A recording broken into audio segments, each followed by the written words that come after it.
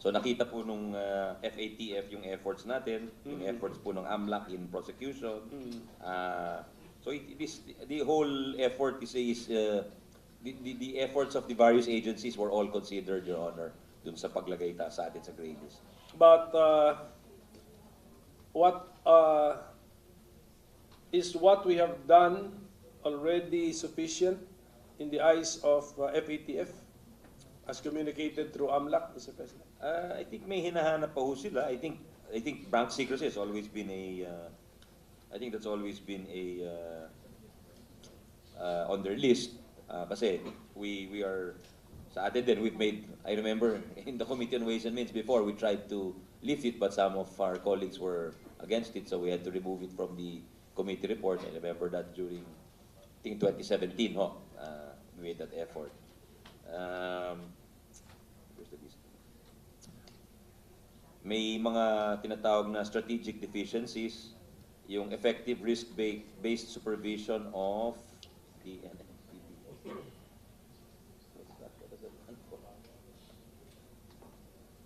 designated non-financial businesses and professions, demonstrating that supervisors are using anti-money laundering controls to mitigate risks associated with casino junkets. The third is enhancing and streamlining LEA. What's LEA? Law enforcement access to beneficial owner information and taking steps to ensure that beneficial owner information is accurate and up-to-date. So I think that involves piercing the corporate veil, Your Honor. Demonstrating an increase in money laundering investigations and prosecutions in line with risk.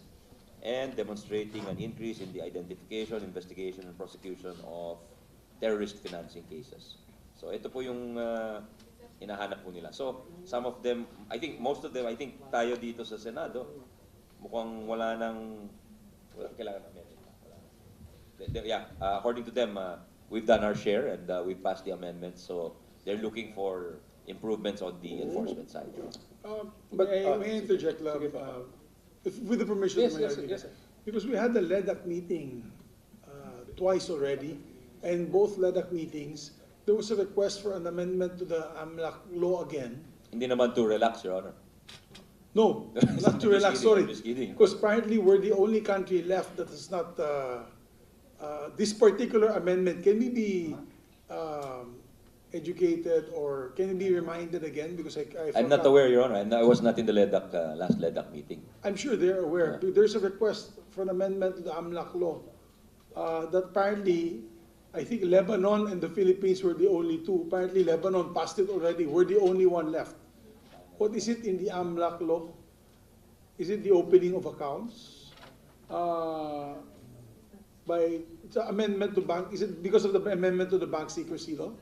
It could be that one, Your Honor, but that's not Amendment. strictly speaking required by the FATF, Your Honor. Parang So- ano lang nila, parang wish list lang nila, but it's not in the required list na binigay ho sa atin. So it's an amendment to the bank secrecy law. It's not in the AMLC law. It's the amendment to the bank secrecy law. They surmise that it might be that one, Your Honor. Kasi sa kanila, the list that I read earlier, that's all on the enforcement side, not on the legislation side, Your Honor, Mr. President. So maybe that question is better asked to the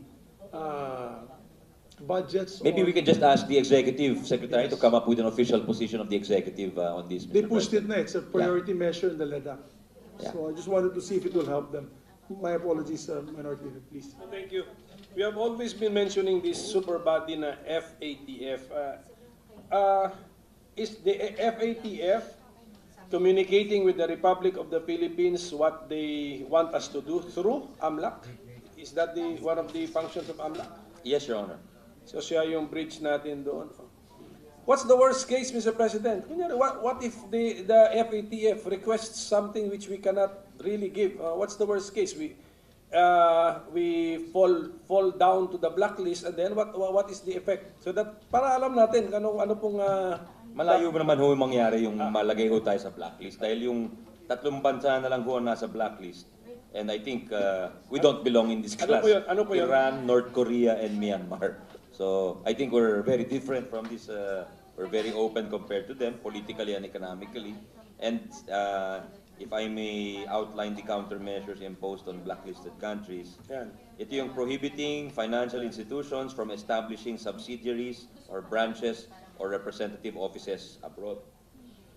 Prohibiting financial institutions from relying on third parties located in the listed country to conduct elements of customer due diligence process. Requiring financial institutions, FIs, to review and amend or if necessary, terminate correspondent relationships with FIs in the country concerned.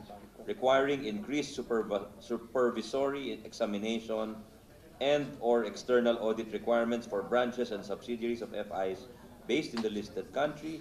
Requiring increased external audit requirements for financial groups with respect to any of their branches and subsidiaries located in the listed country. So yan po yung Yun sa black. yan po yung that's the direct effect on the actors in the system, the financial system, Your Honor. Pero ang ultimong makakaramdam ho niyan yung mga kababayan natin. Correct. Kung sakali. Correct. Pero in our case, malayo tayo doon. So kawawa ho yung mga nandun sa mga bansang yon kasi they face increased costs of transacting business. Magpadala yung OFWs ho nila kung nagpadala ng pera, siguro mas malaki, mas mataas po yung level nung scrutiny na hinaharap po nila, among other things. Is there no effect in being in the gray list? Anong effect? Kasi sa blacklist meron, sa gray list meron o wala? Well, there is a greater administrative burden. We have to report, I think, more often to the FATF. There's a reputational cost of some sort. And then EU member states have to apply customer due diligence measures in relation to business relationships or transfers involving listed countries. These are some of the consequences, Your Honor. Okay, so if we are to attract greater foreign direct investment, alis dapat tayo dyan. Yes, it's important that we're working in, in my opinion, we're moving in the right direction naman with respect to this gray list. Is this FATF established by a treaty of some sort?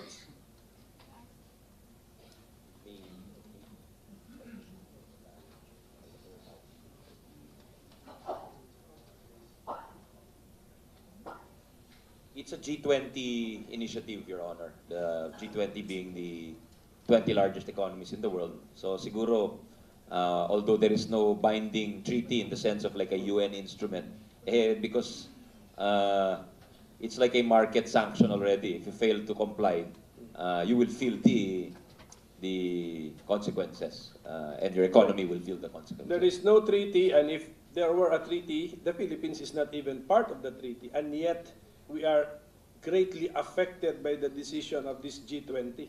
That is correct. Ito po bang na-encounter natin na sa banking system natin na pinapapirma tayo to declare that we are not an American citizen? Is that part of the FATF? That is the FATCA law, I think, of the US, Your Honor. Kaya precisely yun yung tanong ko eh. Hindi na to US pero pati tayo mga Filipino citizens, so we declare that we are not American citizens because of a US law. Is that being implemented in the Philippines because of FATF and AMLC? Not really daw po. BSP siguro yan, most likely. Well, okay, Mr. President, so mukhang narinig na rin naman natin yung achievements po ng AMLC. May convictions pa, mga 16 ba yun? 16? Apo. 16, may forfeiture pa. Talo niyo yung anti-smuggling na zero. walang na-convict sa smuggling dito po sa. And these convictions would be what? Money laundering cases and terrorist financing cases, yung ating conviction. Yes, Your Honor. Okay. So congratulations for that. And how about POGO? Itong very controversial POGO. Is POGO being used for money laundering? Or can be used for money laundering? It can be used for money laundering, Your Honor, and yun ang, I think that's one of the things they're looking at. And there's been a decrease in the number of POGOs licensed by PAGCOR. So as of from 49 in March 2020, there are 32 licensed POGO operators as of August 8, 2023, and of the 32, they are registered with the AMLC as of October 31, 23. And they became covered persons under the AMLC in 2017 under RA 10927. And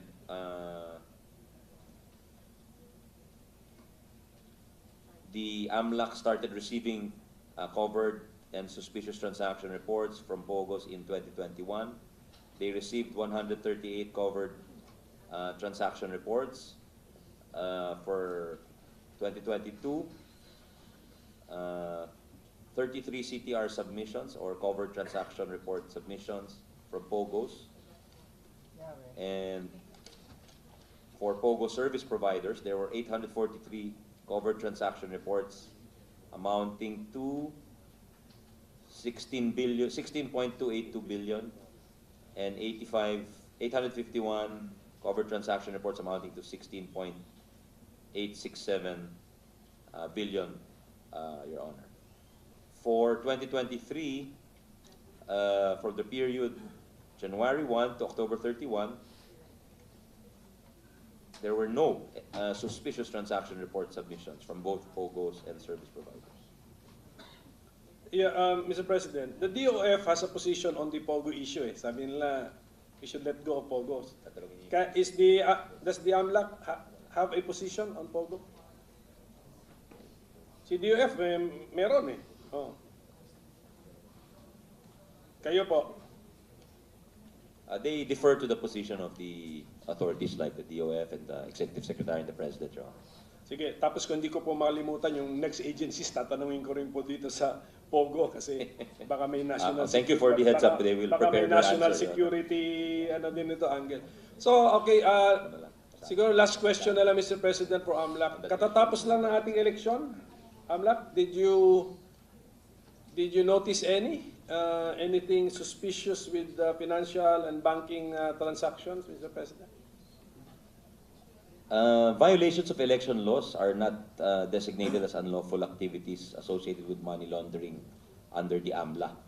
So dito, yung covered persons not mandated to file the reports under the AMLAC, Your Honor. So they only monitor transactions related to unlawful activities designated under the AMLA, Your Honor. Pero during the period of the election and siguro the period of the campaign and maybe a few months before the campaign, did you notice any trend or pattern which is unexpected? A pattern, unexpected.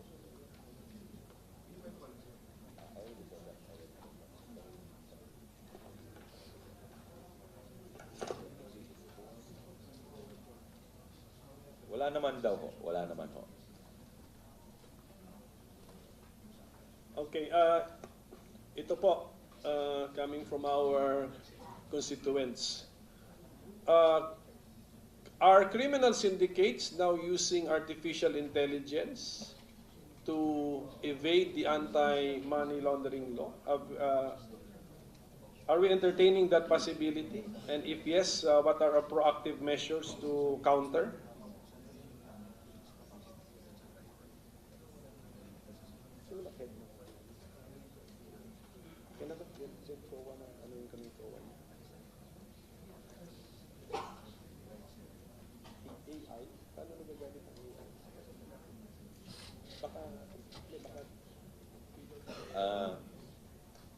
Yes, Your Honor. They suspect that the AI is being used by criminals, and but on their part, they're also using AI to analyze their reports, Your Honor.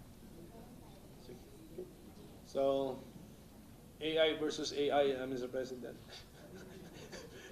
At any rate, so Mr. President, we noticed some COA findings. So sana act on this. Who is the head of our AMLAC, Mr. President? Executive Director David is here with us, Your Honor, as well as his Deputy Director. ED David.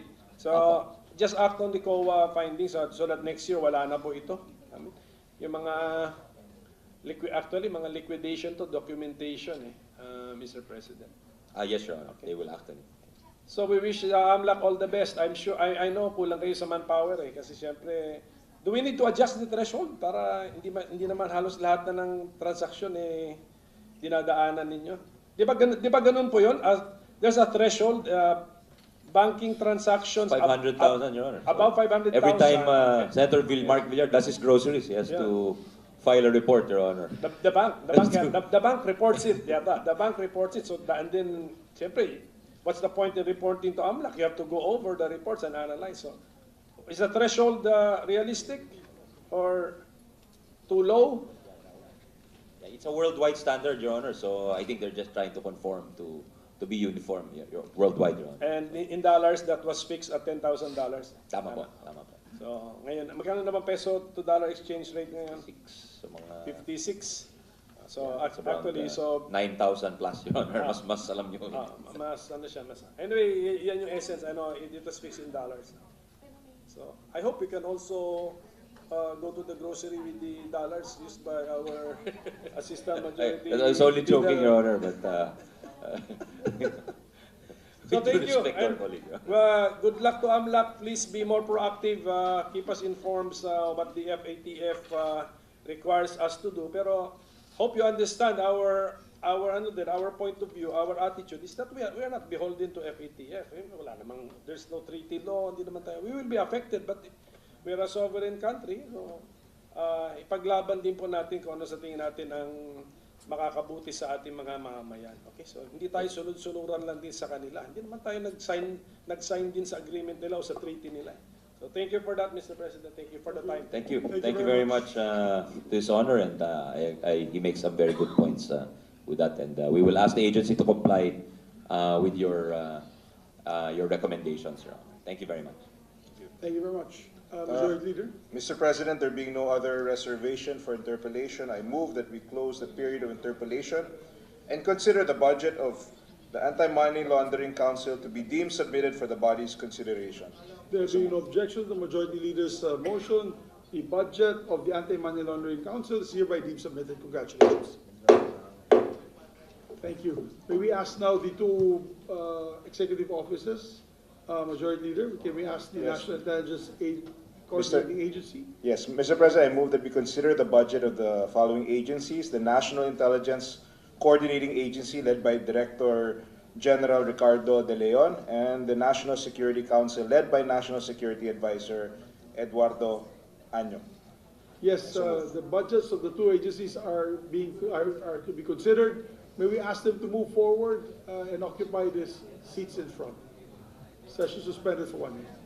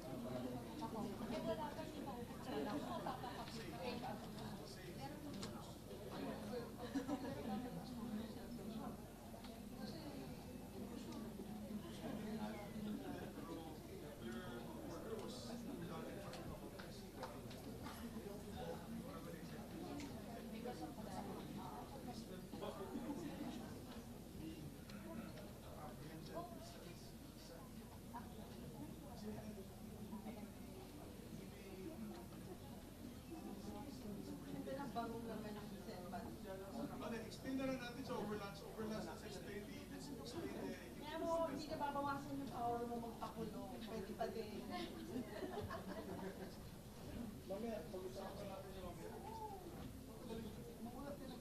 ka pa din magpakulong.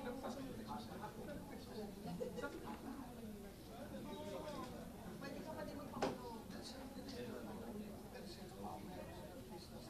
Paano na ba record mo? Ilan na?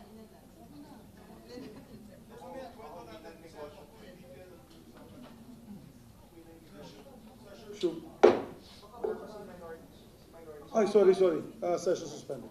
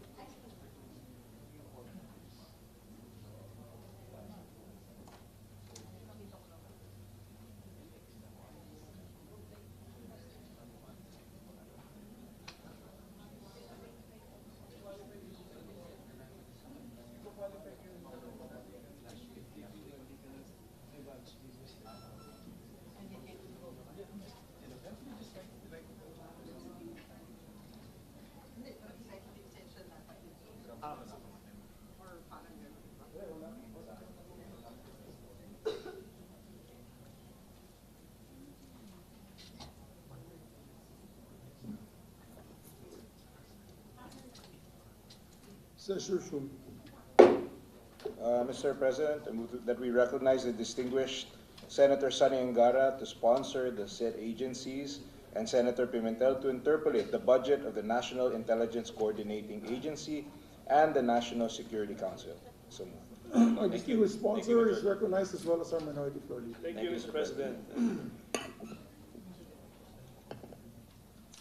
the permission of our sponsor, we're just exercising our prerogative to check our government agencies, Mr. President. Yeah, just for the record, with the permission of the minority leader and our colleagues, just to place on record the budget of the NICA under the committee report is 1,932,267,000, and for the National Security Council or NSC, it is 829,889,000 for the record.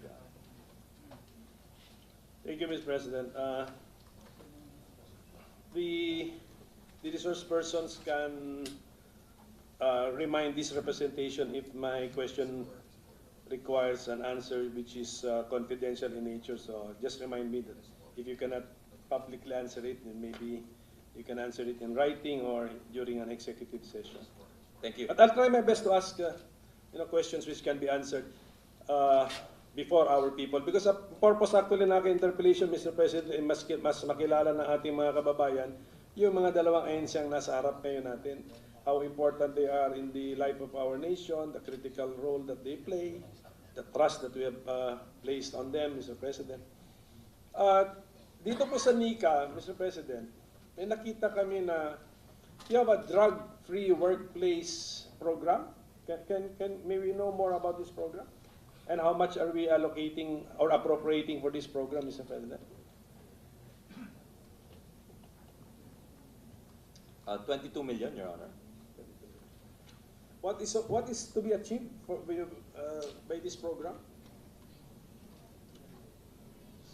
Sino yung maging drug-free? Opisina ninyo o buong bansa ng mga government offices? For the workplace to be drug-free, Your Honor. Yes, both public and government, Of private NICA, and government. including the workplace, Your Honor. Workplace of? Of NICA, including Of NICA. the Okay. regional offices, Your Honor. Okay, so opisina po nila. Okay. Parang ngayon lang ako naka-encounter po na may ganitong programa kasi kung yung mga ibang ahensya ng gobyerno, parang wala silang ganitong programa. How come NICA thought of this program? Was there a problem before?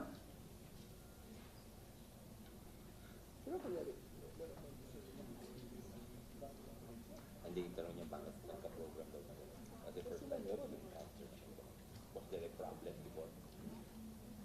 Wala naman. It's just part of their regular budget, Your Honor. They've not had any problems with It's a unique, I don't know if the chairman can recall any other agency with such a program, Mr. President. Maybe it might be a very specific program with respect to anti-drug, part of the anti-drug campaign of the government, Your Honor. But it's also my first time to encounter such, Your Honor. So, yes, NICA should tell us if it's a very effective program. Baka maging model po sila ng ibang ahensya na which can adopt the same idea, Mr. President. So at any rate, Mr. President, They say they are just complying with the Republic Act 9165, that's the Dangerous Drugs Law, Your Honor. so Mr. President, the NICA is the National Intelligence Coordinating Agency. May we know under the law what would be the functions of this agency, Mr. President?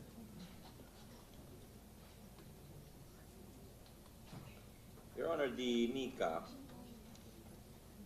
was created with the responsibility of coordinating all government activities with respect to national intelligence, and they prepare intelligence estimates and summaries of local and foreign security situations. It was created in 1949 by virtue of an executive order. It was later reorganized under a presidential decree, and again reorganized under another executive order, EO 246, in 1986. And under this most recent EO, the NICA was mandated to become the focal point for the direction, coordination, and integration of government activities involving intelligence and the preparation of intelligence estimates of local and foreign situations for the formulation of national policies, Your Honor. For the formulation of national policies. Therefore, NICA's intelligence estimates cover what aspects of society, Mr. President?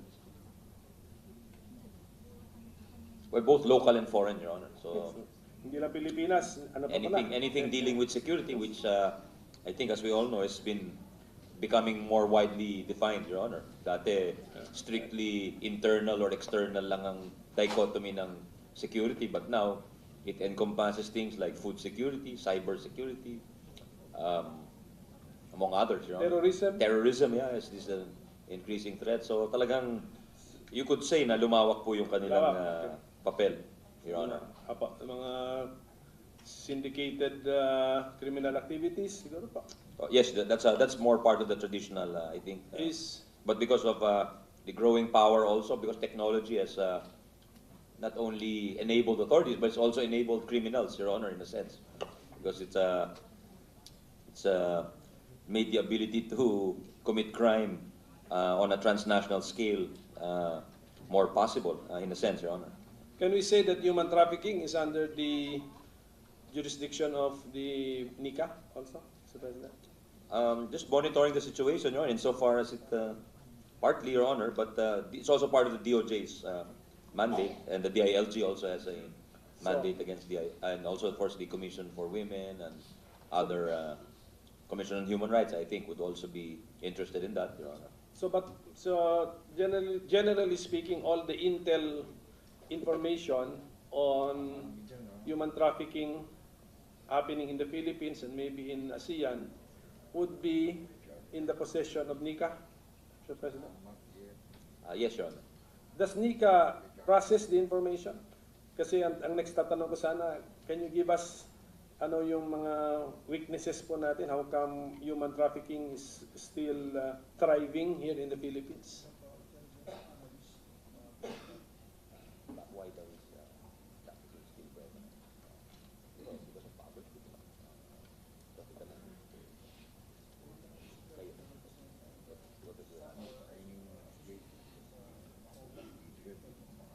But they say some might be related to POGO, and some may because of the economic situation of the persons involved.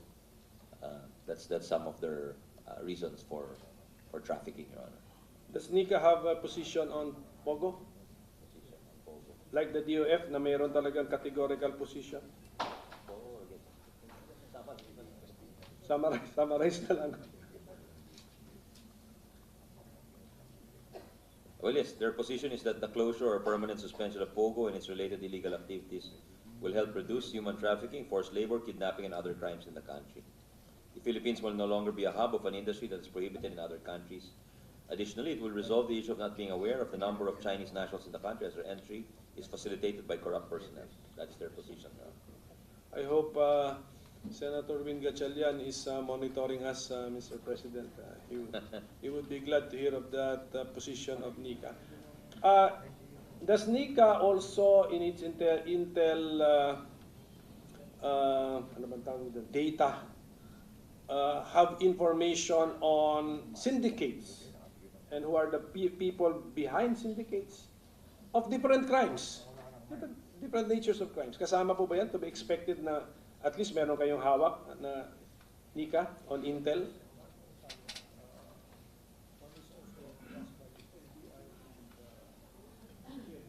Yes, Your Honor. It's also furnished. They also share intelligence with other law enforcement agencies, Your Honor. So, for example, if we were to ask you, bakit malala ang agricultural smuggling sa Pilipinas? Ang sagot may sindikato, kontrolado ng sindikato. Pwedeng tanungin ang NICA, if per your intelligence work, meron ba tayong pangalan ng mga sindikato, kung may syndicate name man, or sino naman yung individuals behind the syndicates? No need to name them now. Tinatanong ko lang, theoretically, are you in possession You're of asking such? if they have names. Yes, if they have such kind of an information. They do, Your Honor. They do, okay. And then pag kahit hawak, kahit na nandun sa listahan, it doesn't mean guilty. Basta ibig sabihin nun yan na resulta. It's intelligence. All intelligence needs to be vetted or verified, Your Honor. Produkto ng intel work ng iba't ibang ahensya, maybe NICA itself, and then yan na pag-compile natin. Okay. Yes, Your Honor. So, I'm glad to hear that. So, siguro, because we are going to prioritize the finalization of this anti-smuggling bill, may bagong approach kasi ang ating author. So, maybe we can, in confidence, get the names of the suspected personalities behind or involved in agricultural smuggling. Yun na lang po. They'll be happy to Yes. sit down with you and provide you with information you need, Your Honor. Ang purpose lang natin na hindi natin binabanggit kasi baka mapahiya or whatever. This is hindi pa naman ito judgment of guilt, Mr. President. So sa NICA, yung inyong mga achievements sometimes hindi yung because you are preventing something. Hindi yung you did something. There's a positive. You prevented a negative from happening. So, is that correct? Is that a correct way of saying that's how we should also assess the performance of NICA and our intelligence agencies? Tama po ba yun, Mr. President? Tama ho kayo. A lot of their action is, tama ho kayo. A lot of their action is geared towards preventing undesirable outcomes.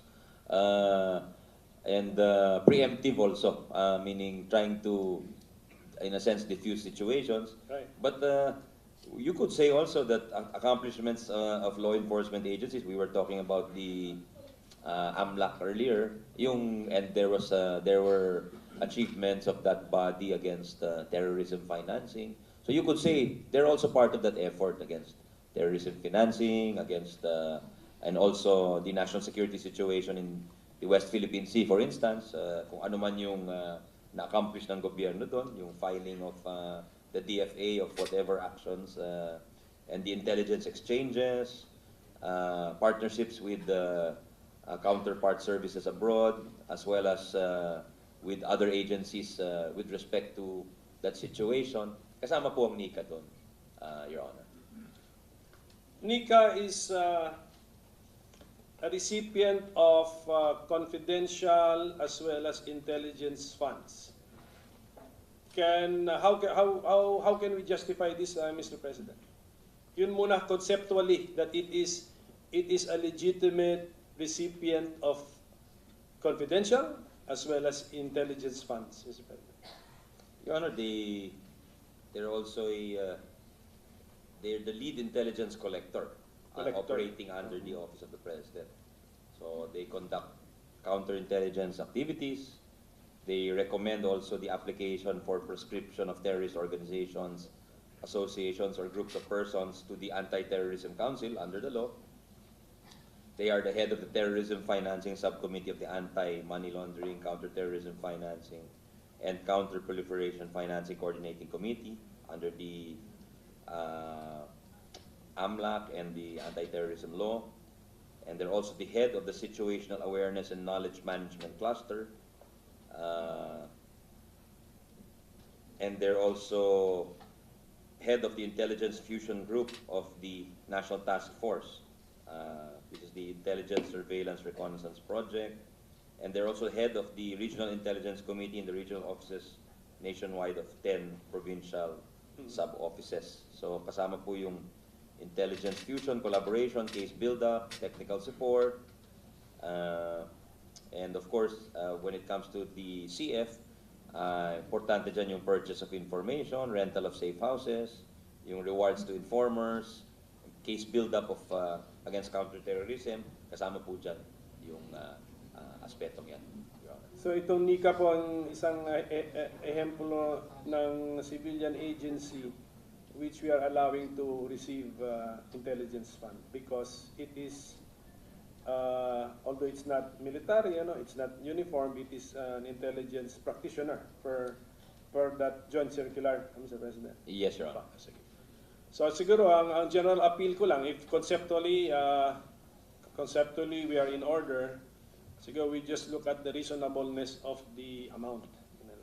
And I noticed that the amount, I think we're giving them sa CF man o IF has increased, pero actually, this is actually a manifestation of the committee's trust and confidence in the current leadership of NICA, as well as a realization of the critical nature of the functions and responsibilities of NICA. So, yes. siguro sir, si General who's heading our NICA, just do a good job, keep up the good work, kasi under your leadership, tumaas po ang trust ng legislature sa inyo. Tinasan yung CIF po sa inyo. So, yun lang po yung aking panawagan or last reminder po sa NICA. Yes, Your Honor, not only our chamber, but also the other chamber. Yeah, yes, we increase them. So, we will no longer mention the amount, Mr. President. Ngayon, sa National Security Council, as si Secretary Anyo has explained to me their role, in effect, all intelligence outputs are surrendered to the NSC. They process this with the frame of mind of what is the implication on national security, and then their conclusions, their studies, their learned inputs, they share with the President. Yan po yung ano natin. So, the NSC, being a civilian organization, cannot be given an intelligence fund, and we did not give it. Ang best na lang niya mahingi dyan would be confidential fund.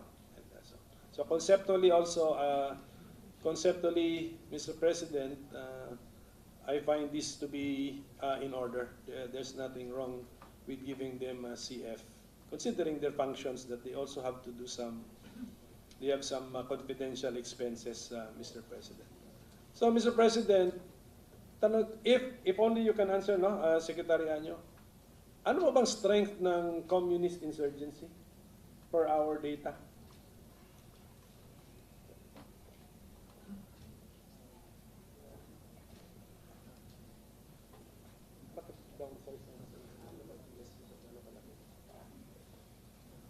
The estimated strength is around 1,800 persons, sir. 1,800. 1,800. Okay. And then, are they all armed? Yes, Your Honor. The quality of the arms? World War II? Small arms and long arms, Your Honor. Modern? Modern ones? Yung binanggit po na it's an older rifle, M16, etc. Your Honor. Pwede pa rin. So, 1,800. Okay. So, siguro, ano na rin, maybe we can, if there's another approach, not meeting arms with arms, but, you know, there's an appeal na there's a better way to spend our lives. We just have to make the best system that man has invented even better. So, wala na iba, we cannot choose the path of annihilating each other, Mr. President, just because we do not agree on how we should organize and organize our society and run our economy, Mr. President. So yung mga ganito po ba, National Security Council, yung West Philippine Sea, Taiwan, ito po ba mga Israel, Gaza, all of these things, we process and then we advise the President. Yes, Your Honor. Since the Senate, ito Mr. Senate President, yung parang na-raise ko dun sa DFA, since the Senate has a role in the formulation of foreign policy, is it possible that the National Security Advisors would, subject to his discretion on what he can share, no, to the senators, if he can also give us some regular briefings, so that we will not be too passive in foreign relations, given our role, given the fact that we have a role in foreign. They'll be happy to brief us if we request, Your Honor. Yes, okay. So, thank you for that, no, on all the topics. Ito na lang po last, Mr. Secretary. Meron tayong 15-point national security agenda. Tama po ba yun? Ito lang po meron tayong entry dito, moral and spiritual cohesiveness and dalawa ba ito? And social cultural cohesiveness. Are these two points in the national security agenda or just one point? And what do they mean, Secretary? Okay. Ano yung elements po nila? The moral and spiritual consensus, these are the notes given to me, Your Honor, in the 15-point national security agenda. For moral and spiritual consensus, where there is moral and spiritual consensus, the people can develop a strong sense of national identity and solidarity on the wisdom and righteousness of the national vision. They should start by inculcating love of country and patriotism, taking heed of the current strategic environment where advancements in online and digital learning technologies are engendering cultural divides and social conflicts. With respect to social-cultural cohesiveness, the Philippines should foster greater cultural understanding among the regions, promote equality before the law, address sociological issues, bolster social welfare and development programs and services aimed at reducing poverty, health and nutrition, promoting social justice, among others, enhancing a dialogue in a climate of understanding and tolerance, adopting a whole-of-region approach, encouraging cooperation and understanding, and with peace dividends as the core objective, Your Honor. So thank you for that, Mr. President. I just wish the NSC all the best, and then be involved.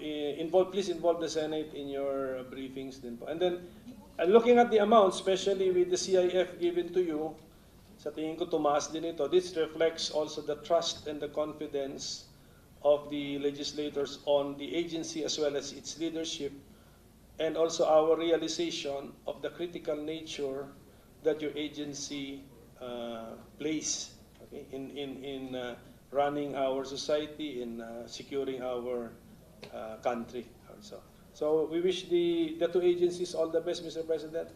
So thank you for their patience, sir, and thank you, Mr. Sponsor. Thank you. Well, thank you very much, and they're also very grateful for your support and patriotism along with the Deputy Minority Leader, Senator Risa. Thank you. Salamat po, Your Honor.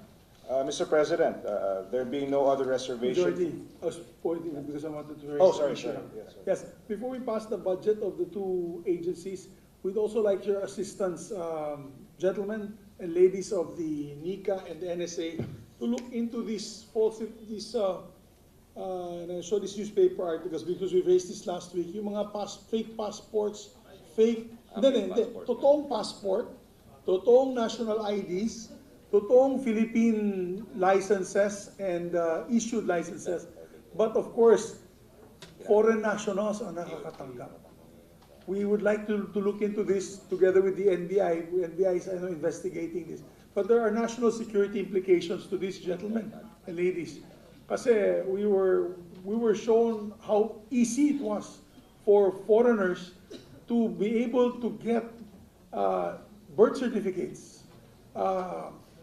official PSA documents, and therefore being able to get real passports as well as real driver's licenses and national IDs. So we have to look into that, gentlemen, ladies, because I think there's a security concern on that. They're in complete agreement with you, Mr. President. Thank you for raising that. Thank you. Senator Risa, quickly, yes, before we pause for lunch.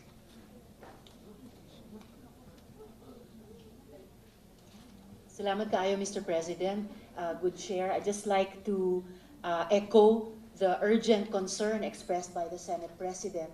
Yung issue pong nire-raise nila ay lumabas din po sa investigation ng Senate Committee on Women sa POGO-related crimes. At dun din po lumabas yung sinabi ni SP na apparently foreign nationals, in particular in that case, mga Chinese POGO employees, ay nakakakuha either ng mga totoong IDs, halimbawa mula sa BIR or mula sa PhilHealth, but through fraudulent means, not going through the procedures na dinadaanan nating lahat when we apply for each of these government-issued IDs, or di kaya nakakakuha ng mga pekeng ganoong ID, nakakakuha na rin, nakakabili di umano ng birth certificates. At yun po ang pinakamahalagang ginagamit nila para di umano makakuha ng Philippine passports. At itinanong na rin po ito sa investigasyon namin na mukha talagang posibleng may national security implications, lalo na kung iugnay dun sa mga ulat at tanong na may sleeper cells ba ang mga ito dito sa ating bansa. Kaya naitanong po namin, baka yung end game ng POGOs ay hindi lang yung POGOs mismo, pero makapasok po talaga sa ating mga mahalagang institusyon at i-undermine yung ating national security. At mukhang hindi na rin po daw kasi sa NCR na lang nakalimita yung POGO operations, may expansion policies, plans sila. Papunta daw halimbawa sa Cebu, sa Iloilo, sa iba pang mga bahagi ng ating bansa, kung saan daw bumibili na po sila ng mga lupa. At sa kung anong layunin gagamitin iyon, pwede na lang nating isipin. So, dagang salamat kay SP for bringing it up in this budget plenary, at pagpapasalamat po talaga namin ang patuloy na pag-imbestiga ng NSC at ng NICA dito. Salamat kaayo, Mr. President. Thank you, Senator. Thank you to Vice Chair and Deputy Minority Leader, Mr. President, for Senator Risa for raising this in coordination, in conjunction with you, Mr. President, because they consider it a national security issue, Your Honor. Yes, thank you, because not only sleeper cells, but also criminal syndicates. We've seen kidnap for ransom, extortion, sex trafficking being done by foreigners using our legal documents. It's unheard of in other countries. That's why I hope that the investigation will be done very quickly after the budget hearings, and then we will come up with a law. My suggestion is the Senate spearhead a law increasing the fines, penalties, and jail terms for government agencies giving out these legal documents to unscrupulous individuals. So maraming salamat also to the men and women of the NICA and the NSA. Thank you very much for your service. Maraming salamat po sa inyong serbisyo sa inang bayan. You're doing a good job, great job to the men and women, especially to the spokespersons. Maraming salamat. Thank you very much, Mr. President. Thank you. Mr. President, there being no other reservation for interpellation, I move that we close the period of interpellation and consider the budget of the National Intelligence Coordinating Agency and the National Security Council to be deemed submitted for the body's consideration. I so move. There being no objection to the motion of the Majority Floor Leader, the budgets of the National Intelligence Coordinating Agency and the National Security Council are deemed submitted. Congratulations, gentlemen and ladies. We now would like to pause for a lunch break, 45 minutes. Is it okay with the Minority Floor Leader? We come back at 1:45. Session is suspended until 1:45 in the afternoon.